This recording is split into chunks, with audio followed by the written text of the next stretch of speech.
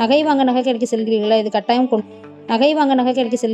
கட்டாயம் கொண்டு போங்க. இந்தியாவில் ஏப்ரல் மாதம் முதல் புதிய வருமான வரி சட்டம் நடைமுறைக்கு வந்தது.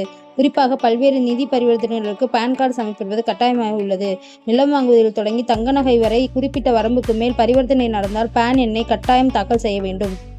2 லட்சம் ரூபாய்க்கு அதிகமான மதிப்புள்ள பொருட்கள் தங்கம் வாங்கும்போது பான் எண் கட்டாயம் சமர்ப்பிக்க வேண்டும். அதனால் நீங்கள் வாங்கும் தங்கத்திற்கான பில் 2 லட்சத்தை கிடைக்கிறது என்றால் கட்டாயம் உங்களின் பான் எண்ணை சமர்ப்பிக்க வேண்டும். 1 பவுன் செயினை இன்று வாங்கினால் 1.5 லட்சம், அதனால் 12 கிராம் செயின் வாங்கினால் 2 லட்சம்.